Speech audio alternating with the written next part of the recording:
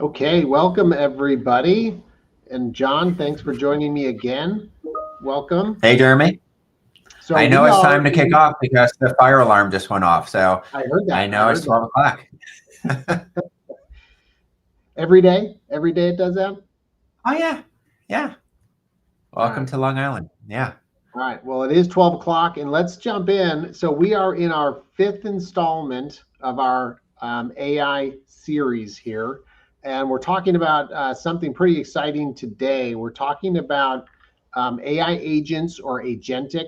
I will say, John, if 2024 was Gen AI, 2025 is AI agents for sure. So hearing Totally. about that a lot. So let's jump in. I'm glad to have you on this webinar because I know that as our head of product and strategy, you also have a big background in automation. So I know that's exciting. I know this is an exciting part of our roadmap that you have been wanting to get to. Excuse me. And so let's jump in. I wanted to start, if you could go to the next slide, I wanted to start with just some stuff that's happening. No, I'm sorry, I didn't notice that you go back one for me. Oh, no problem. So we're talking about AI agents or what is sometimes called agentic or having agency to do something.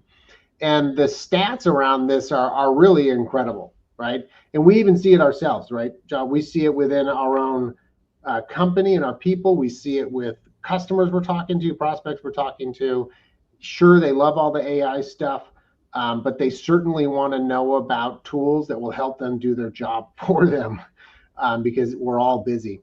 So these are really interesting stats around the fact that AI agents are going to be stepping into the buying journey, and we're going to talk about that today. So we kind of call that the front end experience, right? And there are AI agents that can actually engage with the customers in the buying experience. And we're going to talk about that. And then, of course, in the software itself, there are going to be AI agents and Gen AI capabilities that are being built in, and we call that the back end, and we're going to talk about that too.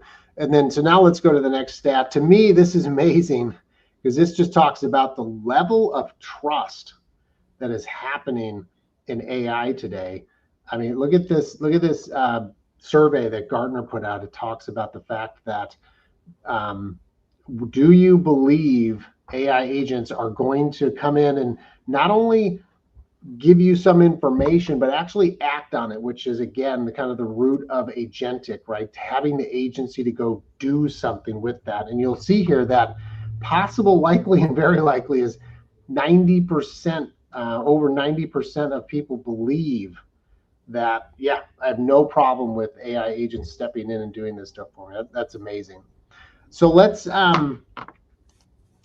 jump into the topic at hand. I do want to start with this. This goes all the way back to the beginning of this series where we started with what we call smart search, right? And that's where our AI is meeting our core search functionality, and we're introducing what's called concept search or intent detection, visual search, image search. We then went into smart response, which is all of our Gen AI stuff. And now we're in that third bucket, what we call smart agents or agentic. So that's where we are in this series. There's only one more. And then we've got a really exciting virtual summit coming up that I'll talk about at the very end. So let's talk about today. We're going to look at three things. We've got 25 minutes. We've been doing really good on just really swiftly going through this stuff inside of 30 minutes because we know you're busy. So we're going to look at AI agents as they relate to automating and tuning and monitoring, automatically boosting and burying, which goes to that point of everybody saying, sure, yeah, you can do that for me, great. And then that front end experience we just talked about, improving the search experience itself, and that's a front end experience. So that's leveraging AI agents to actually interface with customers as they're going through your site.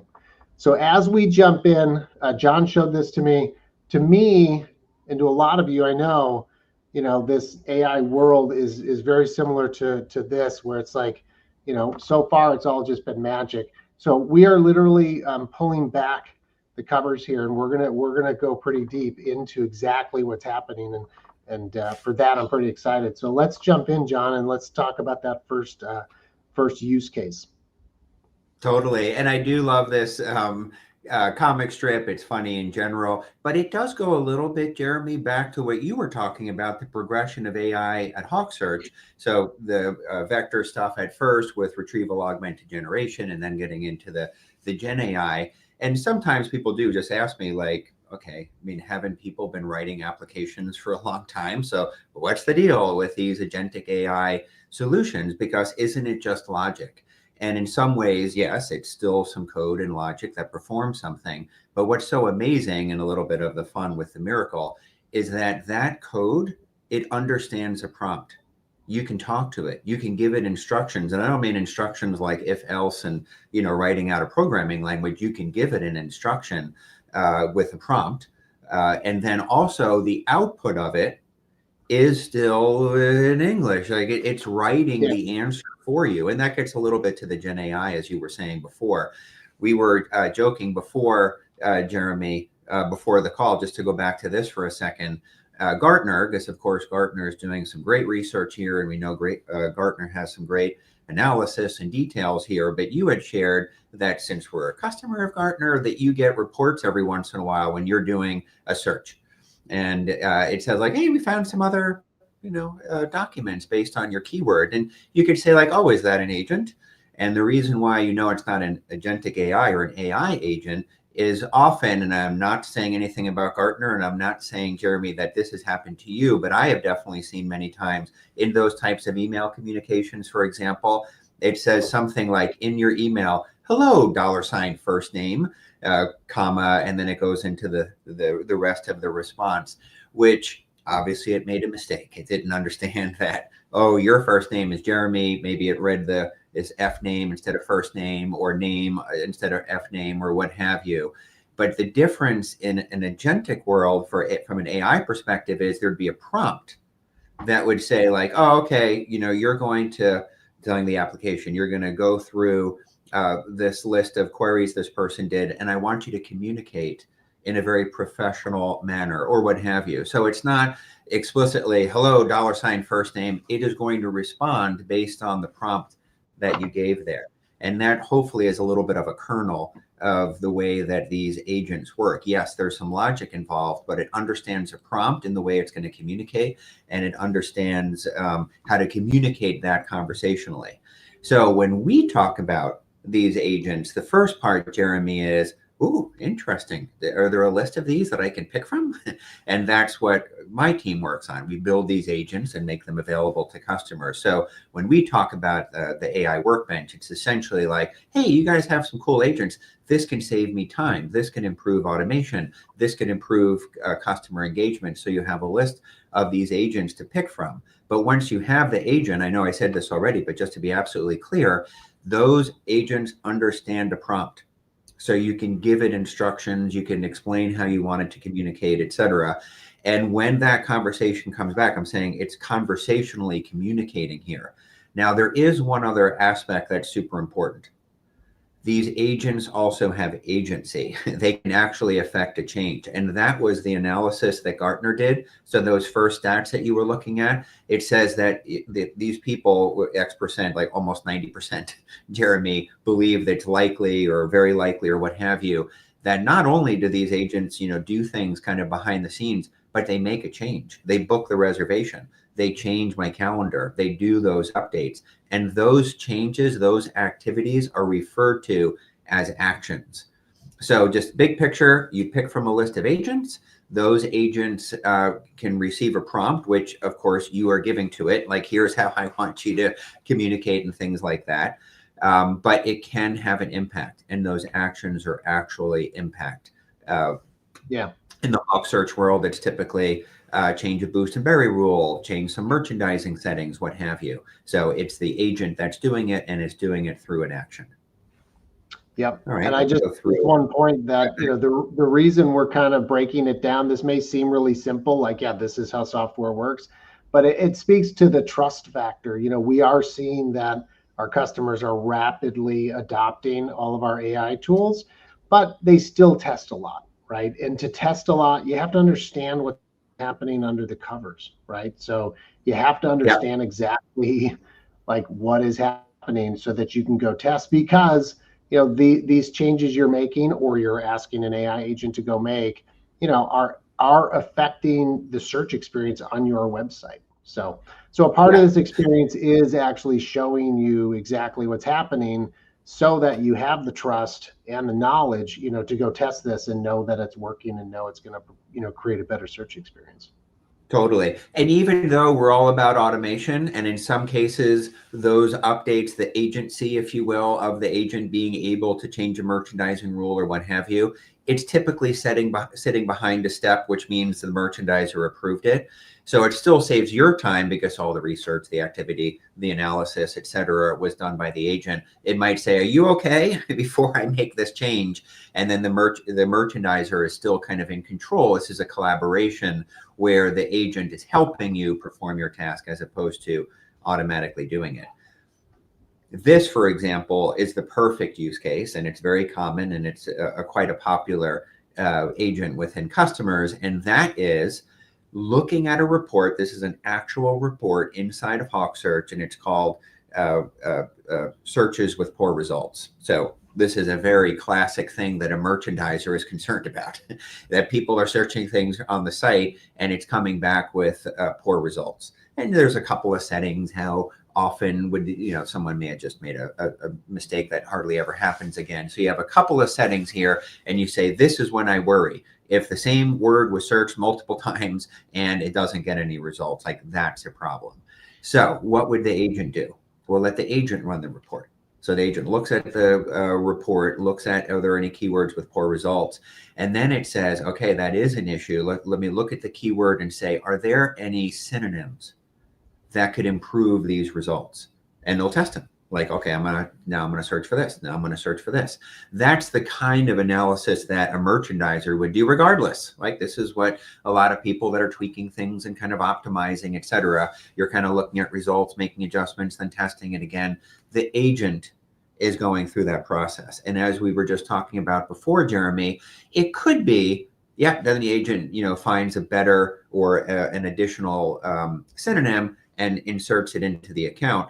As we were just saying, maybe we should call another action just to send an email to the merchandiser to confirm, is it okay to add these synonyms, or maybe please log in and take a look yourself. So that's not an unusual action. It's not an action you have to take, but that's a pretty common one, just to confirm, yes, it's okay. And then when the merchandiser says, yes, I would like to make this change, then it would go back to the agent and the agent would affect the change. But this is a very, very common use case. And it's a great automation use case because this is what people are doing all the time anyway.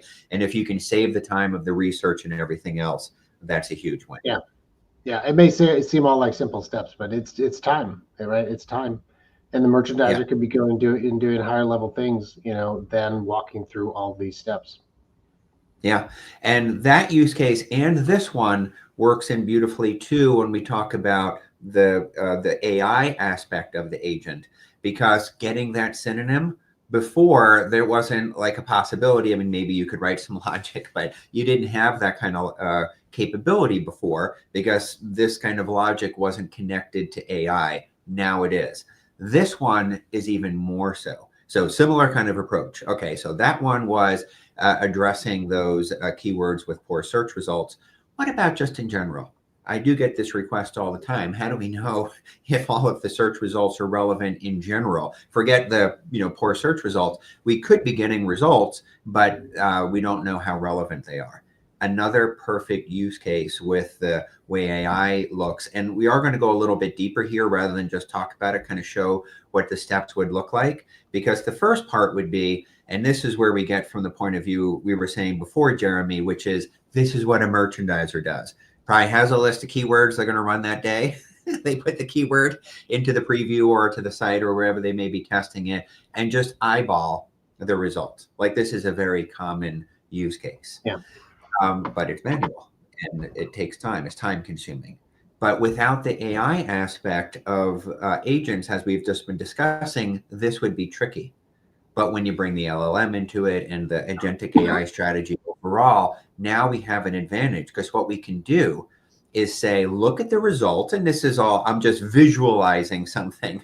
This is all being done programmatically, but visualizing what the agent would do. Because essentially the things you would consider is the title of the product and the result, and the description of the product and the result, and even the picture. So you may be scratching your head like, yeah, I understand how I can look at the picture and say that item doesn't seem to fit with the rest of them, but how would the agent do that? And that's because you could turn around and ask the agent, the Gen AI, to say, if someone searched for this keyword, would you expect this to be a good result?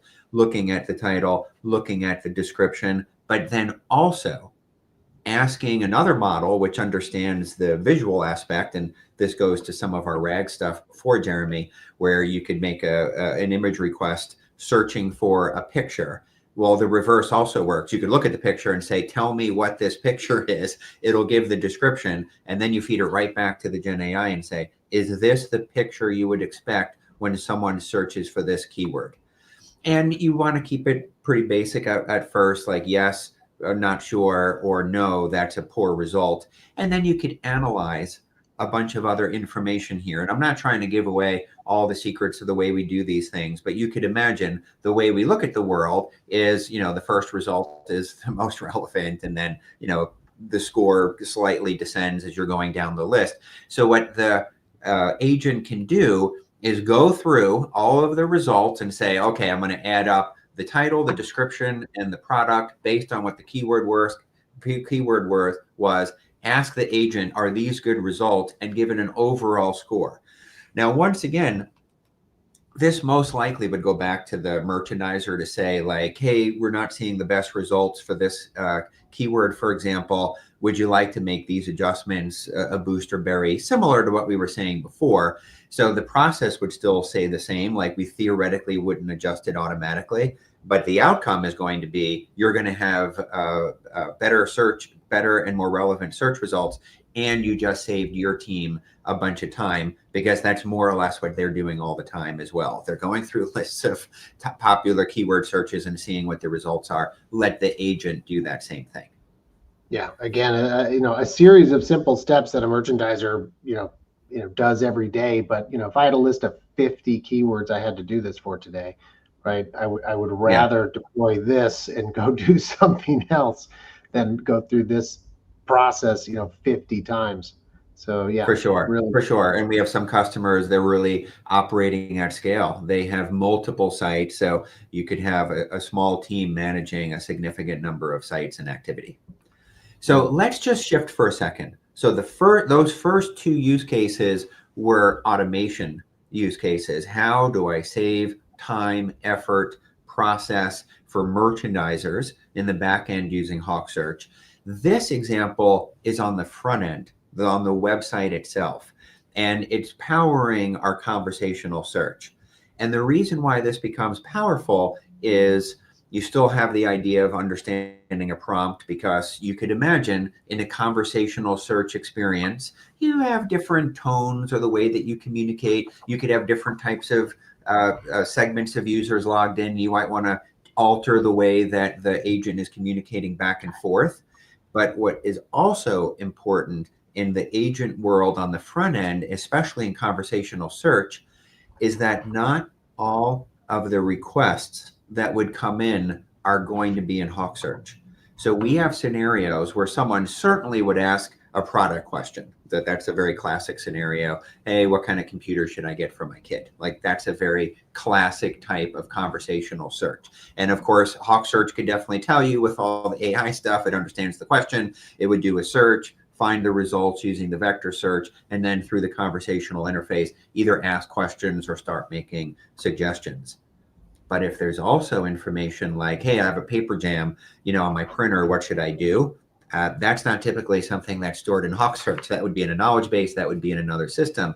So the agent in this case is working on behalf of your site visitor, not on behalf of the merchandiser, but the site visitor, and saving that time, basically understanding I have some stuff in my knowledge base and I have some stuff in HawkSearch.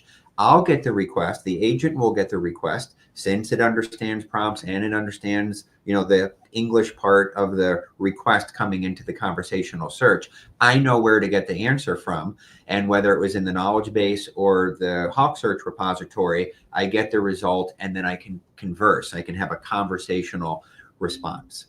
So still has the value of understanding prompts and being able to communicate through a conversational experience, but in this case, supporting the site visitor, not necessarily the merchandiser. Yeah. So John, so conversational search, right? So we're not talking about a chatbot experience, right? We've been told by many people there's kind of a stigma to that, right? Right. But that brings up the point, and I know we're having this conversation a lot with our customers, is what does the user experience look like for conversational search, right? How do you add it to the website in a way, that it doesn't look like a chatbot, it looks like it's a useful tool, it doesn't disrupt the experience. Talk to me about that. Exactly. And we are relatively agnostic, Jeremy, because there are cases, literally, I was on a call today where the customer just said, yeah, but if someone does click on the chatbot in the bottom right, which I know that's where most chatbots are, could it still open up your conversational search? To which the answer is, of course. Yeah, it's just a component that would be, on your front end. But to answer your question, Jeremy, well, that might not relate directly to the search experience. And then we have two ways from a user experience perspective, Jeremy, for that search combined with the conversation. The first one is just a button next to the search bar itself. So I type in my search stuff. Normally you'd hit enter to, submit the request. But imagine if there's another button next to the search bar, there's another button that says have a conversation, and it would just replace the search bar with a slightly larger experience where I see a threaded message and I can converse. There is one more option as well that we're seeing some interest in, and that is typically when you think of the search experience, I have the search bar, obviously, I have a list of filters on the left-hand side, and then I have my search results, obviously, in kind of the middle. Imagine another component in the facet area, the filter on the left-hand side, and that's your chatbot. So yeah, it's still in that kind of search experience on the left-hand side. It's like a filter, but it's like the best filter you ever saw because you can ask questions. It communicates back, it makes suggestions, and that's most likely where this will play out. But we have to be agnostic because every customer has a different kind of approach to this. These are just components on our front end, and everything is driven by an API. So we have to be relatively flexible.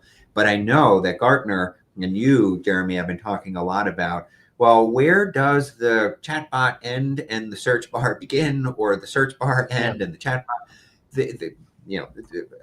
In general, Gartner is saying these experiences are going to start merging or aggregating at some point. We believe, and this is what you were kind of hinting at, Jeremy, is that most people look at getting real valuable information more out of the search bar than the chatbot. That might be unfair, and it's definitely a biased opinion. But we do think that people really kind of gravitate to the search bar because they know they're going to get a good information there. If you could start incorporating more support, kind of classic chatbot functionality there, and leverage these agents that understand, some of the stuff's hitting the search index, but some of it could be hitting a knowledge base, then you have the best of both worlds. Yeah, I love the idea of expanding, collapsing this from the left rail, because that kind of does go along with the user experience today. People expect there to be tools in the left, that I can leverage, like facets. So I think that is going to be a popular choice. So when I think of having a conversation with AI, right, I think of ChatGPT, right? I think of going to ChatGPT, it gives me an answer. And like many, I've become comfortable with that, right? So yeah, talk to me about the experience itself that happens in the box, right? I mean, this is still fundamentally a search experience, right? Somebody's looking, right, from a B2B perspective, somebody's looking for a part they need, right? Or from a B2C perspective, somebody's looking, for a shirt. But what I love is, and talk to me about the fact that, we can bring in actual recommendations that a merchandiser has influenced, right into this experience. Totally. And that's where, this whole debate, is this pulling out of the knowledge base? Is it pulling out of HawkSearch? The advantage with HawkSearch, as you were just saying, Jeremy, is we know what we're promoting. We know what we're trying to boost. We have a partnership with this, partner. We want to boost those results. Those are all being captured in the experience. So if someone just says like, hey, I need this computer or I need this specific part, the suggestion coming back from the conversational search is going to be based on the merchandising rules inside of HawkSearch. That is a huge value. But then the other aspect, and this is where you're driving more of the engagement and the relevancy as opposed to the automation, as we were talking about in those other examples supporting the merchandiser, is this is how salespeople sell, right? When someone asks a question, you ask more questions, like, tell me more details. Why is that important to you? Which is what the conversational search does. You're saying you're searching for a shirt, you're searching for a specific product. If you could ask additional questions, what color are you interested in? Or what's the use case? Is this for commercial or residential electrical work, let's say? Those are the types of questions that are typically captured in those filters on the left-hand side. So yeah, you could turn on a filter value or a facet, or you could have a conversation and make suggestions. Plus that the value of the conversational aspect, this agent, is they could make suggestions. Have you considered this? This whole idea of recommendations can start to come into this user experience. Yeah. Wow.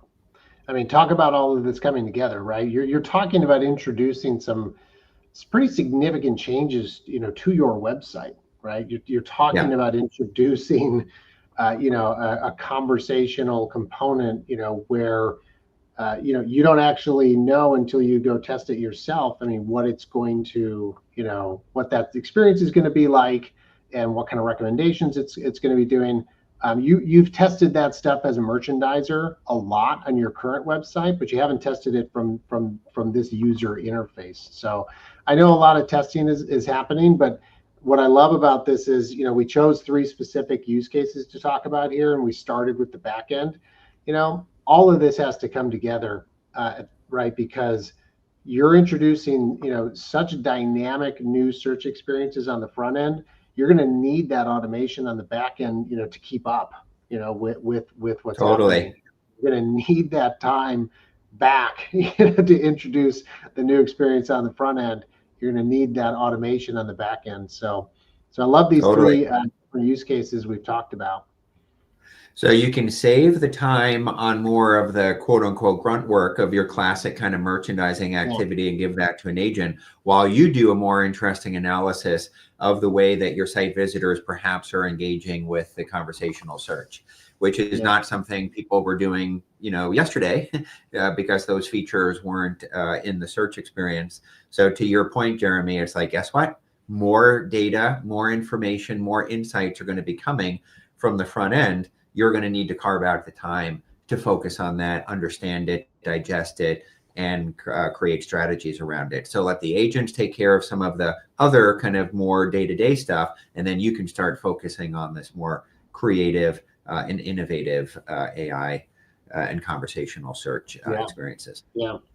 You hit on one thing. We'll make one last point here and then wrap up. You mentioned, data and analytics, and I know that you as head of product, have actually had to circle back to our analytics, to actually bolster our analytics because of all these new experiences. So I know that's something exciting. Totally. I know we'll be talking about that. And so let's go to the next slide, because I want to say that we are super excited. This series has been great. This series, if you've been following us, has really been tracking, as we mentioned at the beginning, a lot of the stuff we've been working on. Well, we're excited to announce we're doing a virtual summit April 24th. It's a whole morning virtual summit, about 5 hours worth of content, and we're bringing a lot of our customers into this conversation. So I know you've heard John and I talk a lot in this series, but we're talking about bringing our customers into this summit so you can hear them. So I feel like we're kind of taking the next step in the evolution of all this, right? Where We've Totally. set the foundation. We've talked about the building blocks of what all this is. And behind the scenes, we've actually been working very hard with our customers to launch all of this. And on April 24th, we'll be bringing a lot of our customers into that summit to talk about their experience with what did it take to figure out which of these components we needed to launch. What did it take to work with the HawkSearch team to create it all, test it all, launch it all. So this is going to be very exciting. Look for an email to join this. It's going to be a really great event, and we're really excited about it. So with that, yeah, we're at time. So thanks so much. This has been great. Thank you, John. And as always, we've got this great survey up here, challenge, where we love to hear what you think about AI and what you think it can solve. So definitely check that out. And again, be on the lookout for the next webinar. We've got one more in this session, in this series, and then we've got an incredible summit coming up. So, John, thanks again. Thank you all for joining, and have a great day. Thanks, everybody. Bye.